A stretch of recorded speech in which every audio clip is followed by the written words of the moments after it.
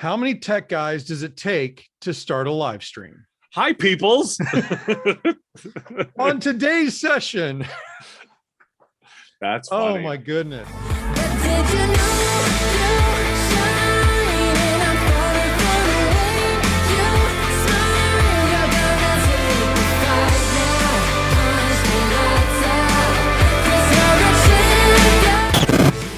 First of all, I want to say, Dave and I have known each other for quite a few years now. Oh, a long time. We come from a very similar background. We both owned our own MSPs, both switched to the vendor side, and then both have built communities around this kind of stuff. Now, Dave, you've taken it in kind of a different direction with the podcast and everything. So let everybody know kind of what you're doing now and you know what your focus is and what your passion is right now. Yeah, so I'm Dave Sobel. I'm a former MSP, former vendor channel chief for a couple of vendors people have heard of. Now I have left the vendor world, and I consider myself a media company. What I do is I'm a media company, and I focus on the delivery of content designed for IT service providers, of which MSPs are a subset. But I talk to if you're in the delivery of IT services, I produce content for you. And my basic business model is, if you respect your audience, they will listen to your ads. That is literally my business model.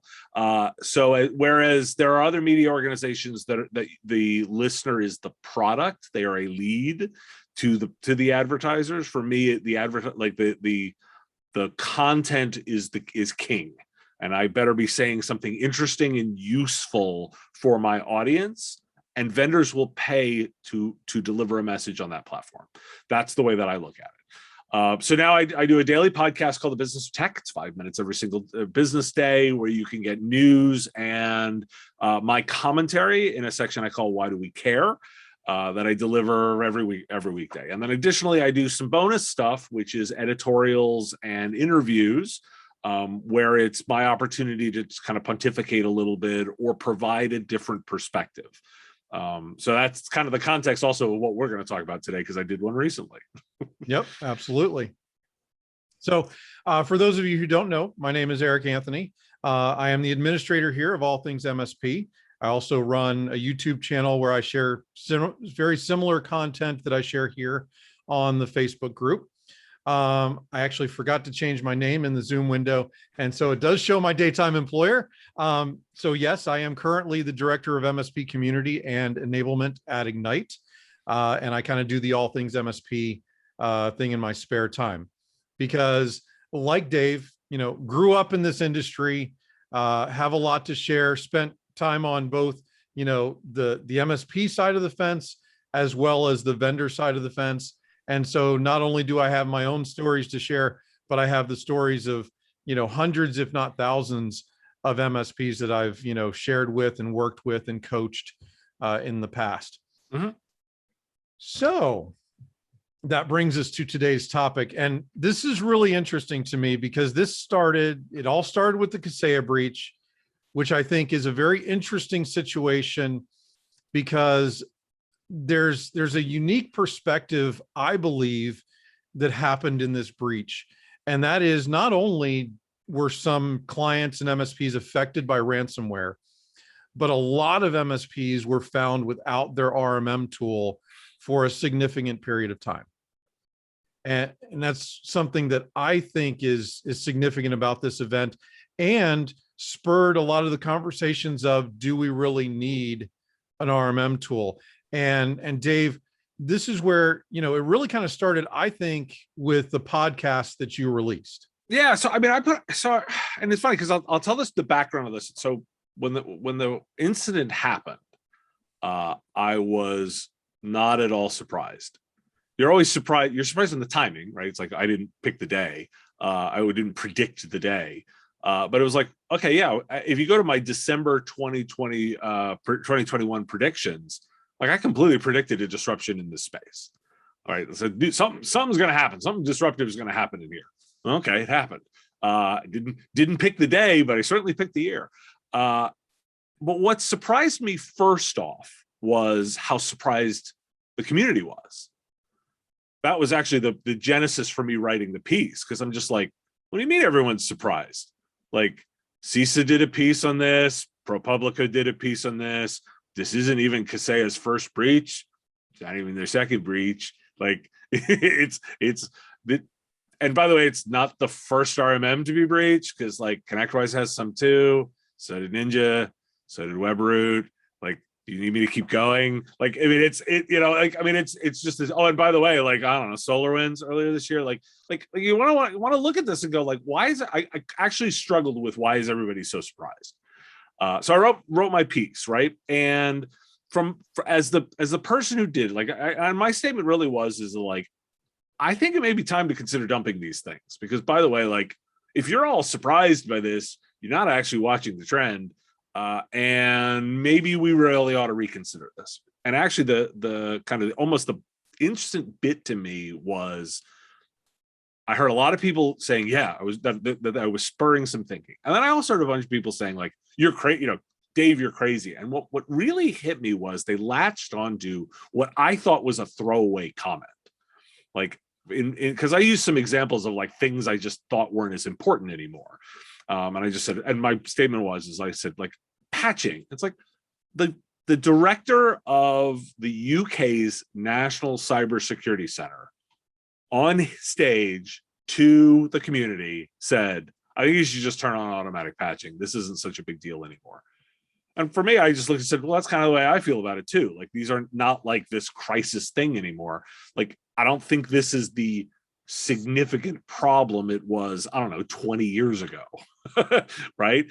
And that set off this firestorm of people that were just like, Dave, you don't even know what you're talking about. You're so out of touch. You're out of touch with reality. And oh my God, there's been all these patches problems. And I'm just thinking this going like, I really was sort of scratching my head going, really? First off, that's the thing that you latched onto, was my first statement.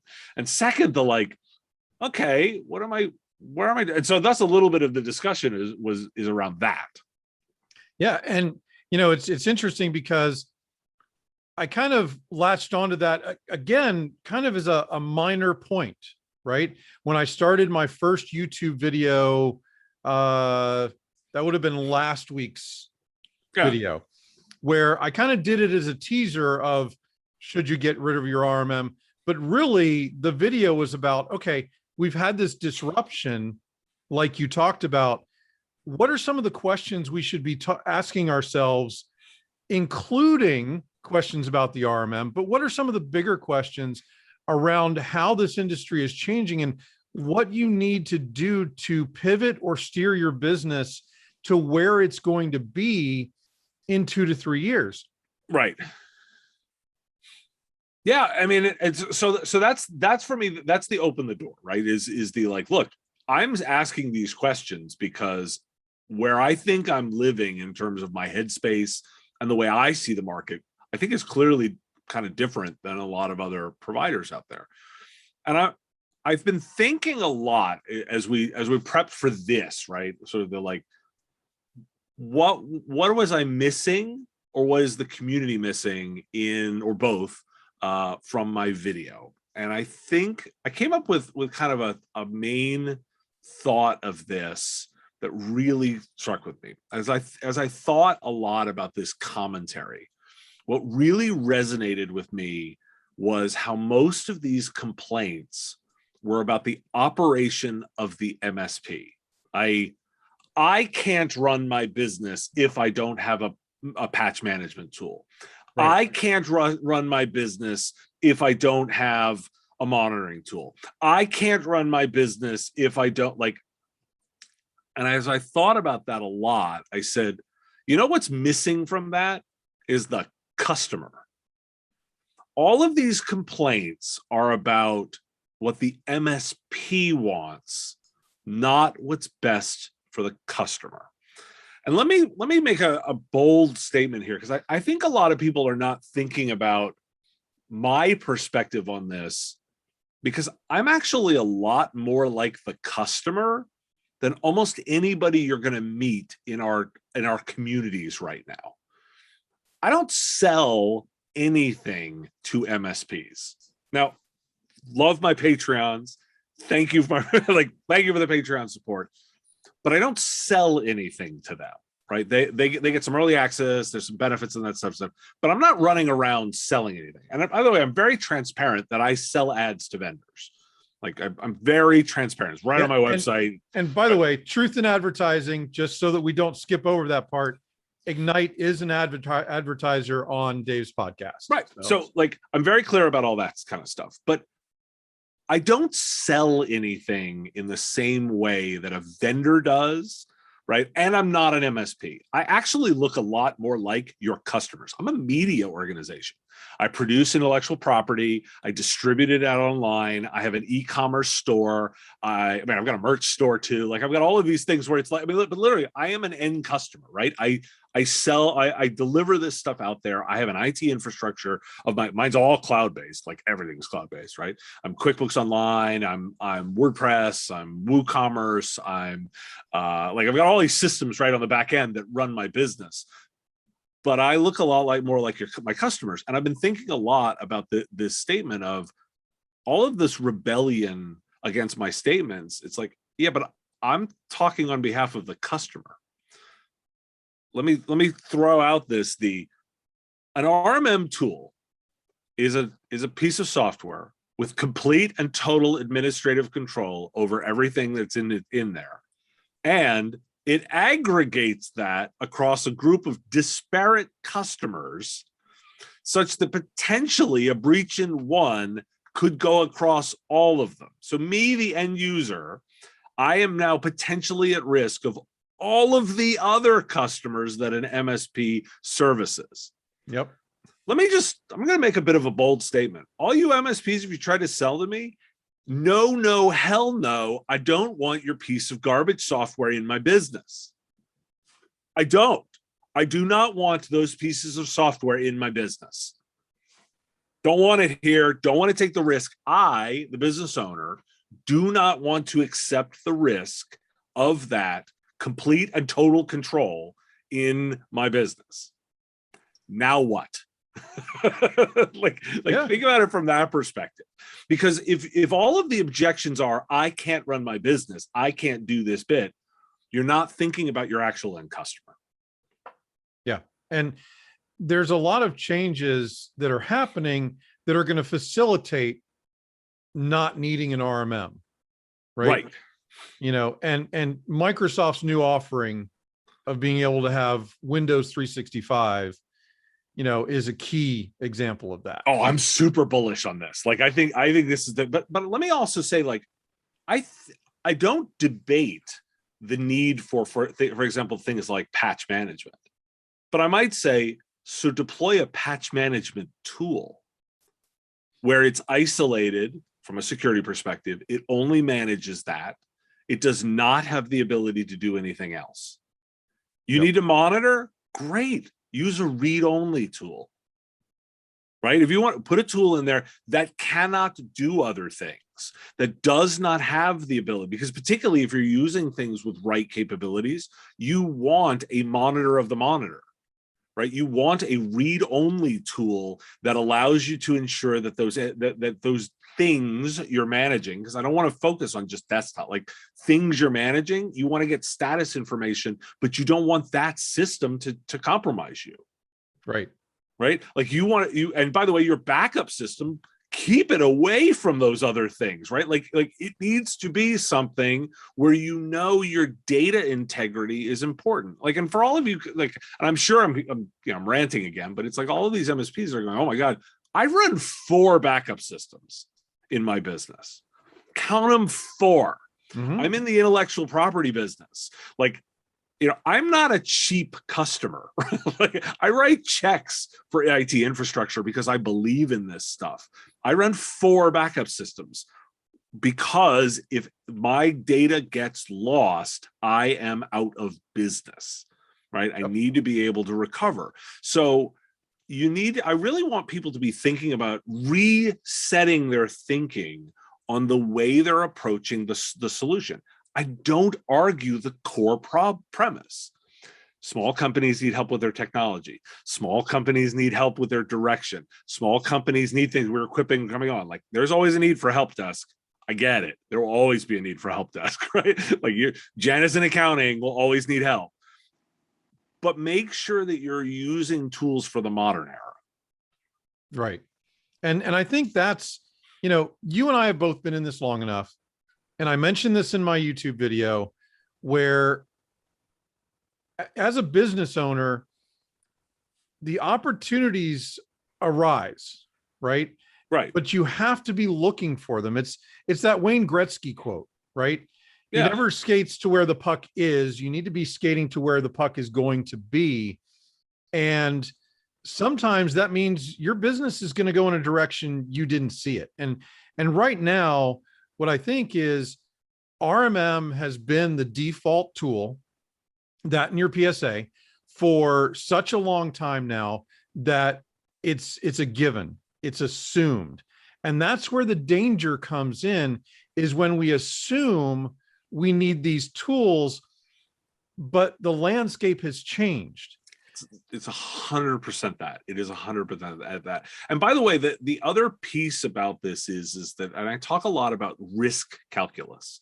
Like I think security is actually the wrong word to think about this. We're all just making risk management decisions about things that may or may not happen to the business. You will be breached. It's just a matter of time. Right? It is, what are the things that I'm going to do to mitigate that risk? I potentially delay it, potentially make it harder, and build a system of recovery so that I can handle the eventual I will be breached. And that is the decisions you're making.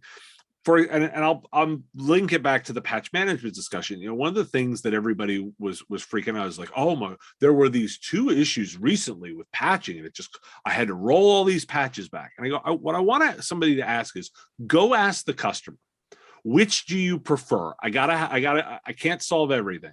Do you prefer some occasional downtime from issues with patching, or greater in exchange for less of that, but I will increase the likelihood you will be ransomed?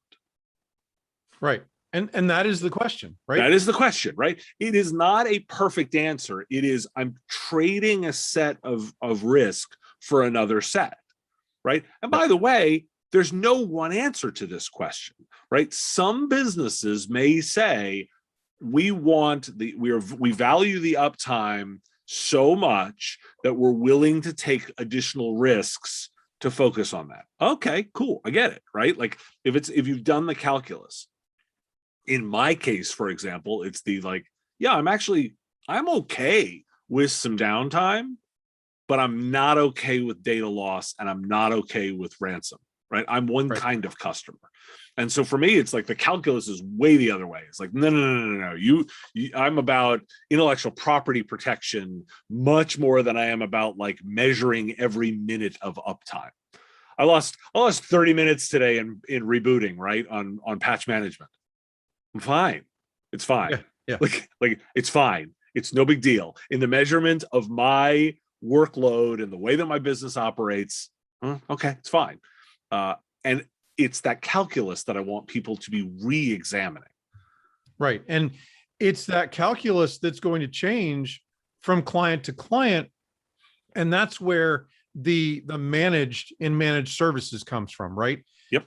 You, exactly, as the expert, need to manage their risk versus reward. And that's kind of what, it's apropos. I called this session Risk versus Reward.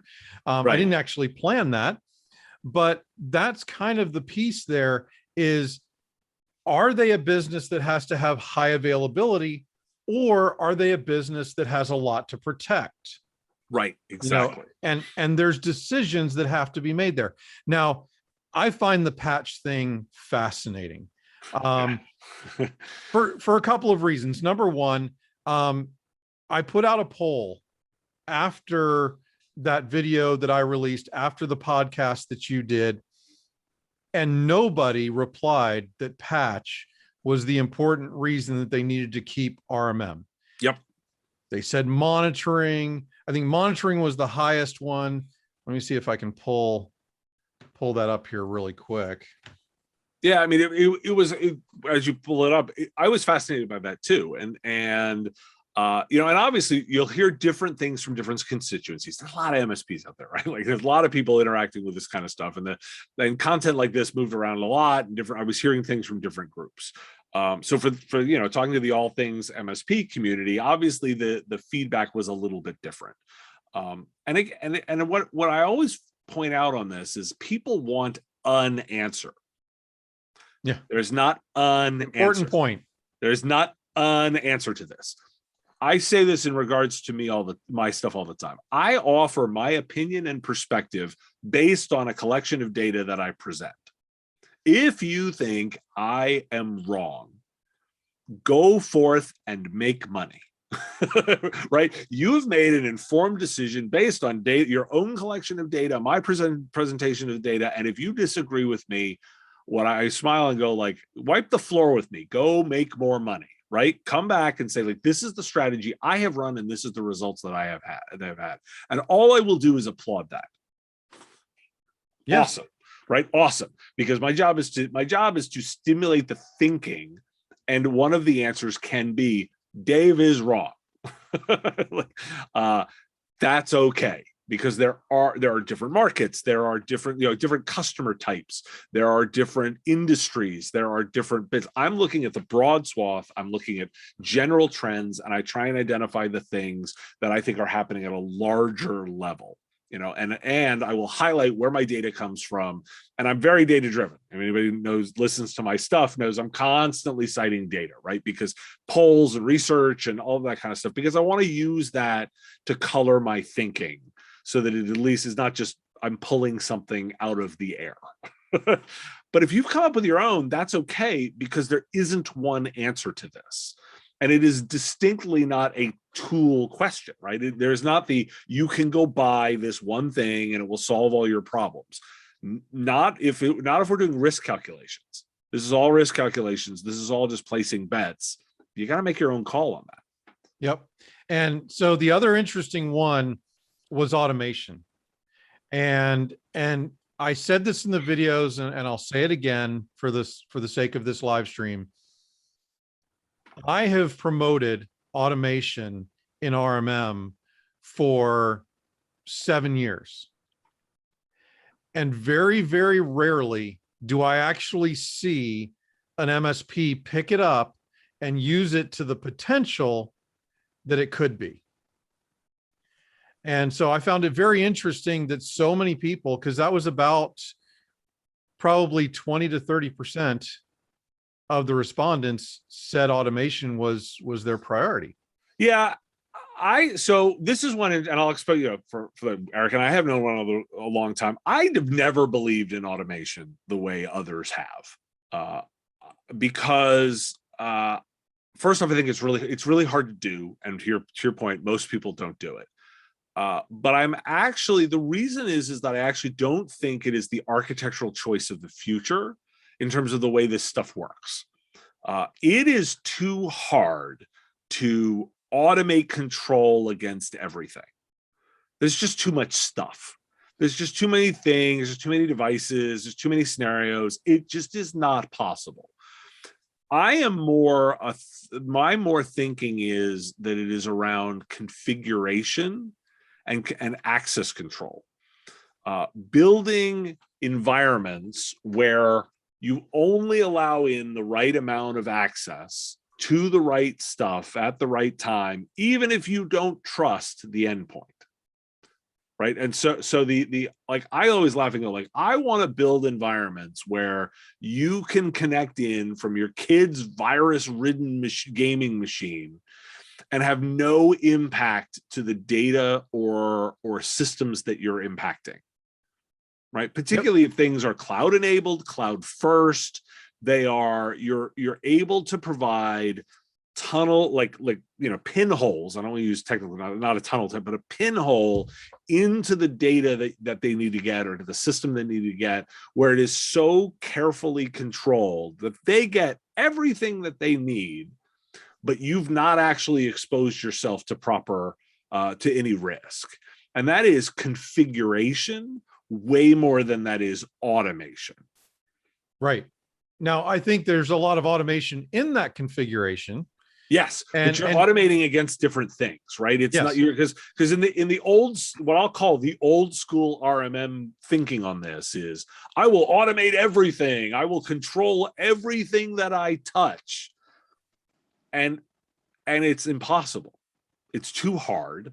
It doesn't work for a cloud architecture. It doesn't work for modern computing. Like, it just doesn't. And so instead, you can see, and you see this in Microsoft, Amazon, Google, Salesforce, like you see it in everybody's systems, is they're just opening up these systems that are very controlled, where users can come in and out, but they can't do damage because of the way that they're allowed access. Right. And, you and I have talked about automation in the past, and I know that we sit kind of on two different sides of it. Yeah. A bit. And I think it's, I've always had a smaller view, not a smaller view, a view into the smaller SMB client, right? Yep. I think. Yep. And because of that, there's a lot more legacy infrastructure out there, things where automation, I think, does help. Yep. But I think your point is absolutely correct. If you're looking towards the future, I think you're looking towards less automation around doing stuff and more automation around how you're actually configuring it so it's right in the first place. Well, and that's 100% true. But I don't want to build solutions for the businesses of 10 years ago. Right. I want to build solutions for the businesses that are starting now too. Right. Again, play the game. If you're a small entrepreneur starting a business, you're not buying any of that garbage. You're not. You're firing up 4 or 5 cloud services and you're off to the races. And you see this in everything, by the way. Like, you see this in retail, you're seeing this in media, you're seeing it in medical. Anybody that is starting new businesses is not using any of that old stuff. And that's where, and I hate the phrasing digital transformation, right? But it's the whole point. The whole point of that conversation is older businesses, established businesses, need to be doing the investment to move into the new stuff, right? The new way of doing things. They've got to keep up. That's digital transformation, whatever. It's more just, from my perspective, it's always the keep up. You cannot run the same 30, 20, 10-year-old tech and expect to keep up with the modern infrastructure or modern demands. Right. So steering back to patch for a second, because that was a big part of the conversations. And you hit on this a little bit earlier, but I found it very interesting because you and I both come from a background of working for an RMM vendor. Yep. And we know, because we listened to partners all the time talk about how patch management never works. Yeah, there's that. And there's a lot of truth to that, right? Because there's a lot of hands in that pot. There's the software vendor, be it Microsoft or Adobe or whatever software package it is. Oh yeah. Creating the software, creating the patch. Then you have whatever tool is deploying the patch. And then you have the environment that patch is going into. So from the start, you have a very low chance of it working the right way every single time. Yeah. It's just a fact of life. And, I know that a lot of people had mentioned an increase in patch issues, and I just don't see that. I see the same level of patch issues. So I'll just sort of smile and go, well, none of that is supported by data, right? Like the data does not point, the data points to more reliable patching. Like that is just the way that it points to. You left out one thing in that trend that I want to highlight. User acceptance of automated patching is far higher. And I'm going to point to mobile devices, particularly if you measure the iOS ecosystem, right? Which is a sizable ecosystem and generally tends to be with those with higher levels income of in terms of when I'm measuring a user base, right? So this is from a technology perspective, they're the people you want, right? The ones that pay more. The solution for patching is literally not to allow rollback, and users accept problems with a patch until the next update.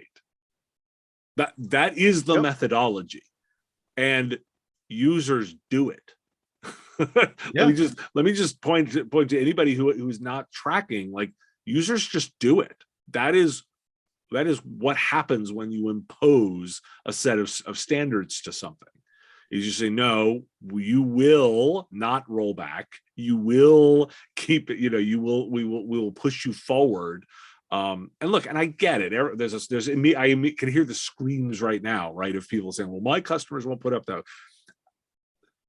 I get exceptions, right? I get it, but you don't build systems to the exception. That's not how this works. Right. You build toward the trend, right? Like, you build toward the common, and then you figure out the exceptions. Right. And one of the things, and I don't have data on this, I wish I did, but for a fact, I think both of us have been in this long enough to say that there are far more patches at a far greater frequency now than there were 5 years ago. Oh, totally. Right. Totally. Like, and across multiple systems, and everything's all connected. And I mean, it's just a constant thing. Right. And I'm not saying that there's a panacea, and I'm not saying like just turning on automatic patching is like the answer. You are trading one set of problems for another. Right. Right.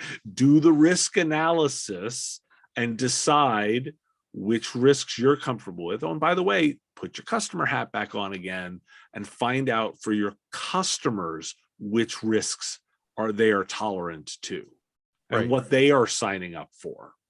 Because this is all just that math of figuring out what level everybody's comfortable with. Yep. Which goes back to the managed part of managed services. Right. And this is where, like, and I said this in my video, and I want to highlight it again, because this is a theme for me and a lot of stuff that I'm talking about, is you really do need to look at the financial incentives of those that are delivering answers to you. Right. you need to understand, like, one of the key points for me was, I do not blame Kaseya for the things that have happened to them in any way. Right. Like, I just like they did exactly what they said they were going to do. They delivered on their promises. They behaved in the way that they are incentivized to behave. Those are all statements of fact. Yep. I think, like, and by the way, to my earlier statements, everyone's going to get breached. It is a matter of time. None of the switching tools is not the answer. Like, this is not around that. What I want people to be looking at is, I want them to be understanding the incentives of all of the bits that they're working with, particularly from a vendor, from a tool perspective, but also from an advice perspective. Understand where those people are coming from and where they are motivated to deliver for you. I don't blame Kaseya at all. We know exactly what they're trying to do. They're trying to grow a business. What's important to them is growth. You know what's expensive? Cybersecurity. Yeah. It hinders your growth. Like, you can never spend enough on cybersecurity. It is a bottomless hole where you are trying to figure out how much mitigates the risks that you care about. They did all the right stuff, by the way. If you're in their cloud, they shut it down. Which would you rather have? A few days of downtime, or everybody be ransomed? I know what I want. A few days of downtime, please. Exactly. Right. Because, by the way, their customers kept working. Even though they didn't have their RMM tool, the MSP didn't have their RMM tool, their customers kept working. Kept working. Exactly. And don't get me wrong, I feel for everybody. I feel the pain. I understand the disruption. I am not belittling that. I'm just saying, analyze this from a risk reward perspective. Which pain do you want more? The Right. downtime of the working or the downtime of cleaning up ransomware? That was your choice. That was your choice. Yeah. And so I totally I mean, I think they executed to their plan. They did exactly what they said to you. I just want everyone to step back and say, how much investment is needed? Where are the risks I'm willing to take? Does their risk analysis align with my risk analysis? That's the question you need to be asking. Right. And I think that is, in my one YouTube video, I was talking about, evolution and pivoting. And I think that's the question of whether or not you should dump your RMM. I don't think is the right question right now. I think it's a question that's going to be more relevant in a couple of years. I think what we need to be looking at now is what tools do we need to start developing to eventually replace the RMM? Because I think, in my opinion, the RMM eventually is going to get replaced. All tools eventually get replaced. Okay, so I will be contrarian and say I disagree. I think the time is now. I did a video. My most popular video on my YouTube channel is if I was starting an MSP today. And my MSP stack does not include an RMM. If I were launching one today, no, hell no. I do not want one of those pieces of garbage in my environment, because I am not comfortable delivering the service stack I want to deliver, particularly around knowledge management, about working on making sure people are doing business process sharing. I want to be in the business layer. I'm going to have a practice around M365, O365. Maybe I'll do Google Workplace. I might go into there'll be some productivity in Zoom. Like, I'd be worried about that layer, right? And I do not want to take the risk of some product coming in here that has that much level of contamination of contaminating cross customers, when I think I can build a cloud-focused version of everything where I'm selling to customers a cloud-first solution, where in a way I can just say, the endpoints are a disaster and I'm okay with that. And by the way, for anybody screaming again, there are MSPs doing this today. We both know people who are doing this that are doing this today, and many of them are super profitable. So this isn't, I'm not speaking in the realm of theory. I'm speaking in the realm of this is possible today. What I'm really imploring everybody to do is and you may be, you might build Eric, you're going to build your business different than I'm going to build my business. That's cool. Yours may include that, mine may not. What I just think this is a good moment for everybody to pause and say, maybe I should be thinking about what my service offering is, why it is what it is for the customer, and then how I want to deliver it and match that potential as part of that conversation. The how I want to deliver it may involve tools, and it might involve new ones. It might involve ones you have. But I think this is, if anything, this is the wake-up call to re-examine your offering. Sorry. My thought was so thought-provoking that I had to cough. It choked me up. No. So I agree. If I were to build a stack today, it would be primarily built around cloud products where I didn't have to worry about the endpoint. Right. I am completely pro getting rid of the endpoints or making the endpoints irrelevant, right? Right. Because you can't get rid of them. You have to have that device in your hand to be able to actually do the work. Totally. But I want to minimize what that endpoint represents. I need to go from endpoint to endpoint and be able to work, and I don't care, Yep, what the endpoint is. I think for a long time, though, there's still going to be those legacy endpoints that aren't attached to a cloud infrastructure, that aren't irrelevant, where RMM is still going to be, let's call it a necessary evil. Okay. So then I won't like, because you're right. What I would be then arguing is yeah, there's going to be a bunch of providers in here that are going to say, what I'm going to be doing now is moving those people as quickly as possible, transforming them as quickly as possible. And this is where I'm going to say something. And look, I'm going to be bold on this. You don't have to take every customer, everybody. Like, often, like, everyone, well, what about that one guy who just won't spend that, who doesn't spend enough money? Then don't take them. If they're a bad customer and they're not willing to spend money on technology, you'll do better if you don't take them. Your job is not to be the superhero and rescue everybody from their own bad decisions. Your job is to build a viable business where you can sell a set of services and sustain you and your family and build an asset and deliver the solution. Your job is not to be the valiant hero and go into every fire and get burned. No, but you and I both know that there's a lot of MSPs out there still doing break fix because they have that exact mindset.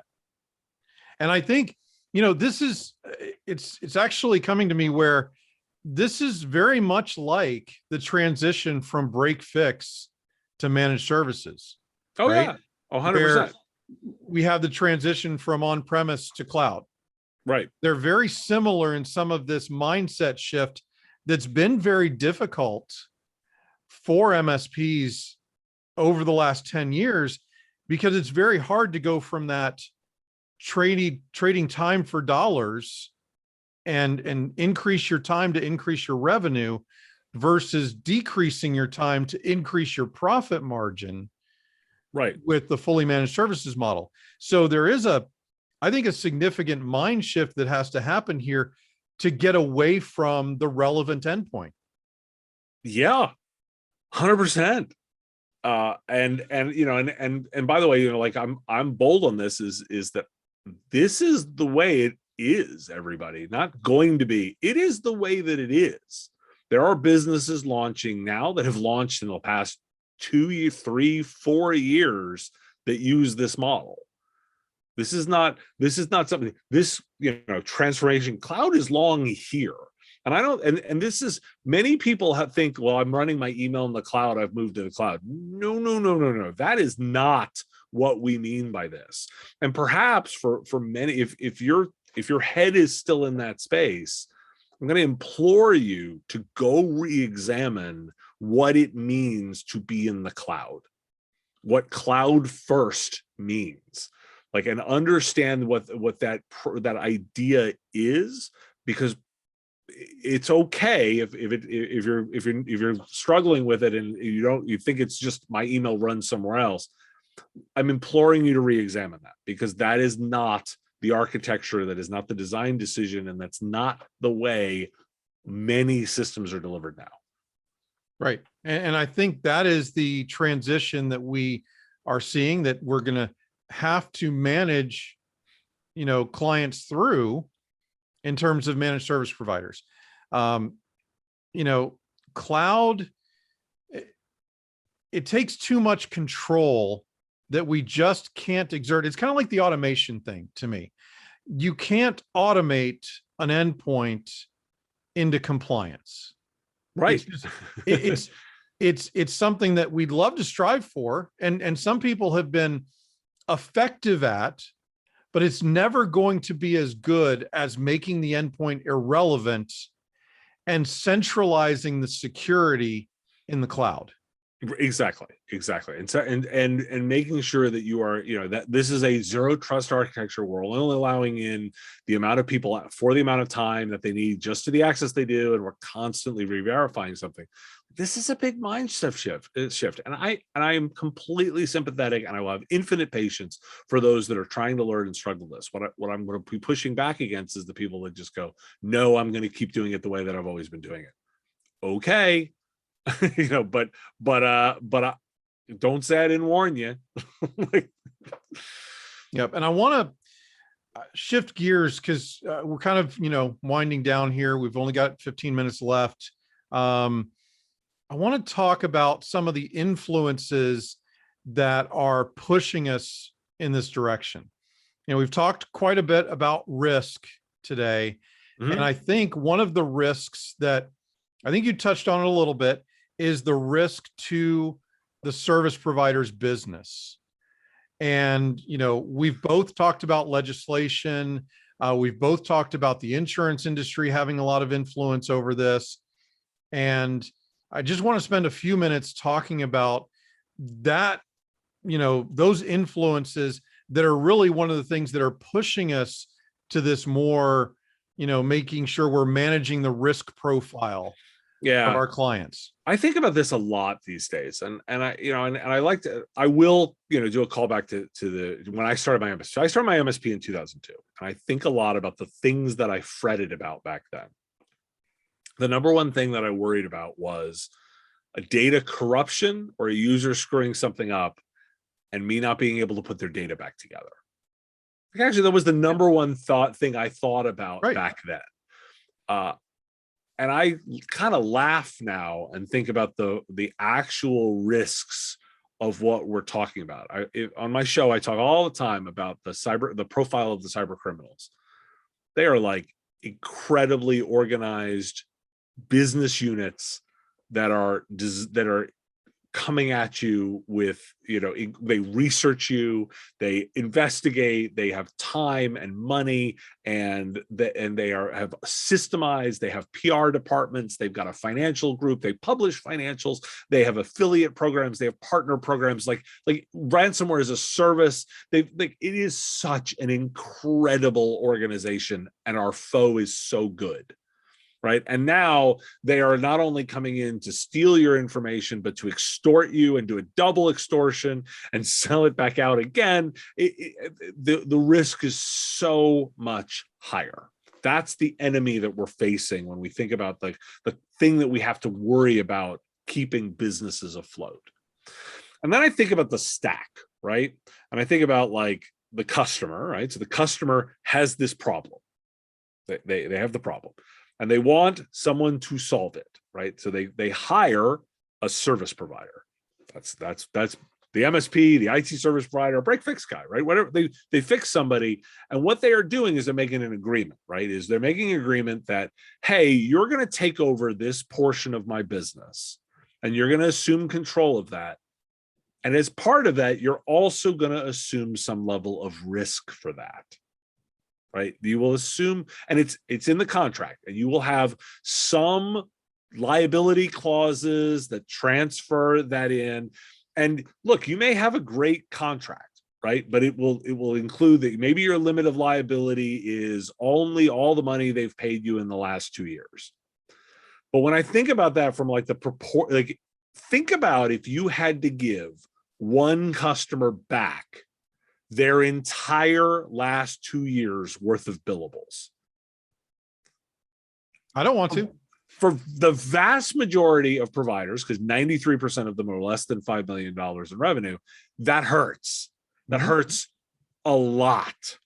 Then layer on top the fact that you might have to defend yourself, the legal side of things, like all of that kind of stuff.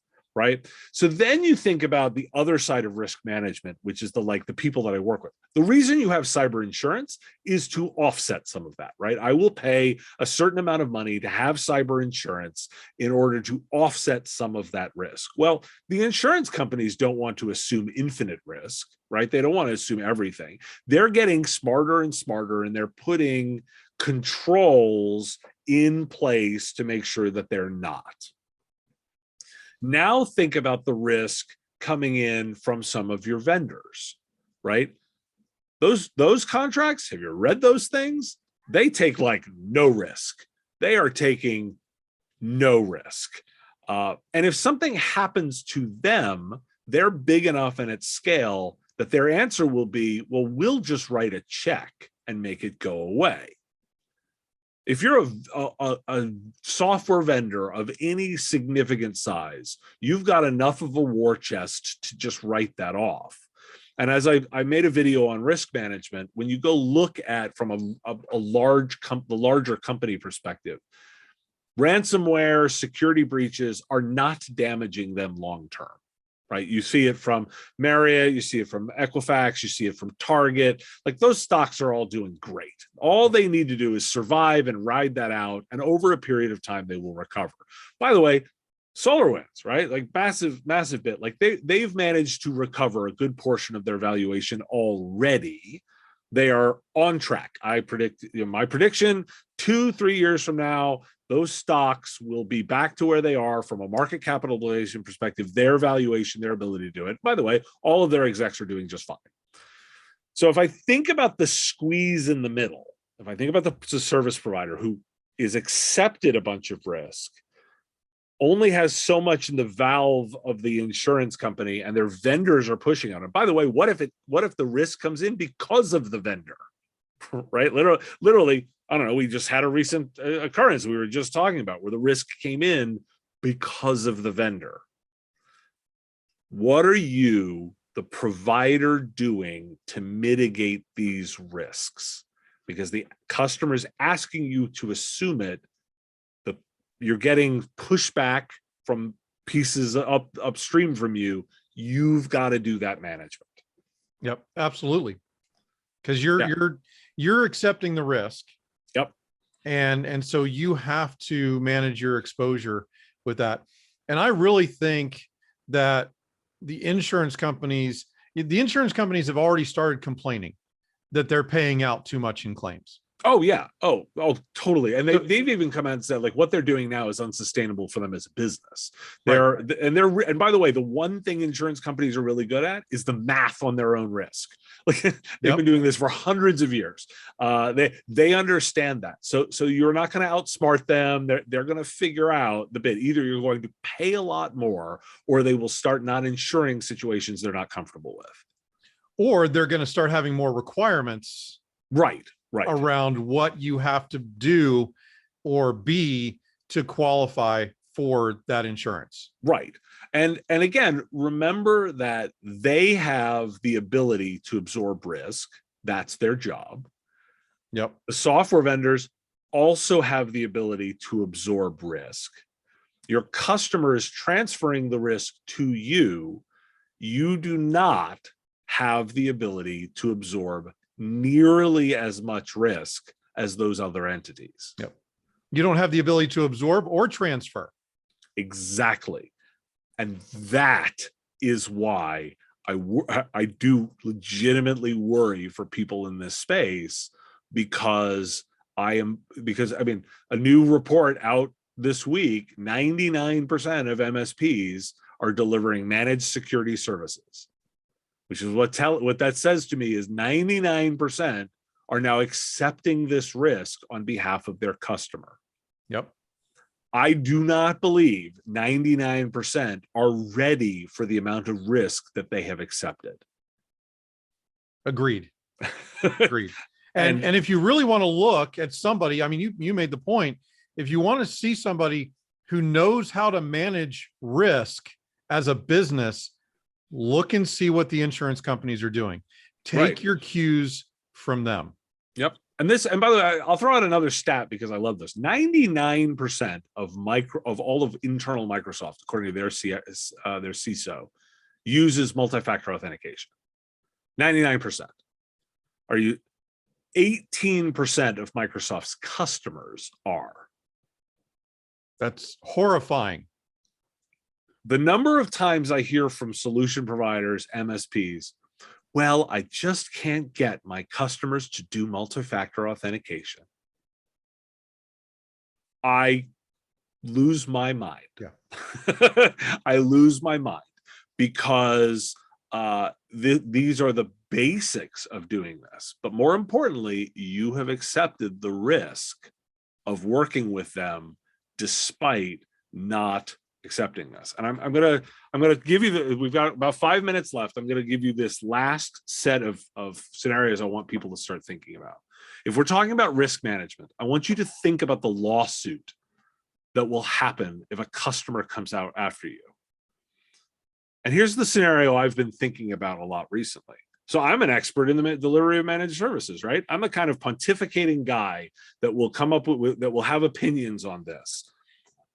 I wonder how long it'll be before I get hired as an expert witness by a customer to talk about what is required to deliver IT services. And I think about sitting on the stand being asked, well, is it published in the NIST framework around what standards should be done? Yes. Has CISA advised on the risk of managed services of breach? Yes. Would a reasonable person know what the risks are of security within this space? Yes. Is there education and material available? Yes. And I think about all the questions that I'd be asked if I was asked to testify against an MSP.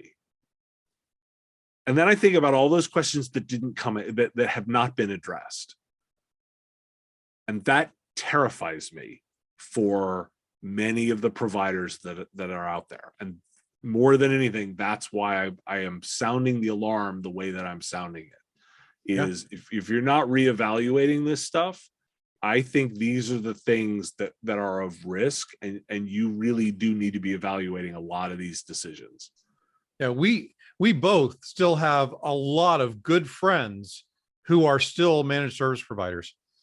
And you're right. It's more, I am personally scared for them if they don't enforce some of these things with their clients. And by the way, I mean, this is probably a whole nother live stream about getting rid of clients that won't do what you want them to do. Because remember, and we just finished that conversation about you are accepting the risk. If you know what they're supposed to do and you don't force them to do what they're supposed to do, then you have accepted the risk. Yeah. And therefore, legitimately, they're going to come after you. And if they don't come after you, it's going to be their insurance company. Right. Oh, and by the way, and much less, we're even just, that's all just those scenarios, much less you get breached and just shut down. You can't afford to be in that operation. If you get breached, you can't afford to absorb that much loss all at once. Right. Unlike a big company, you can't write a check to make this go away.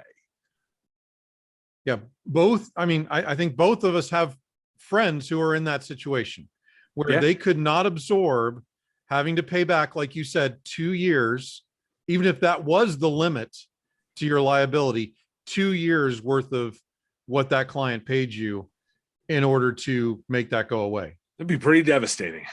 Yeah. It'd be pretty devastating.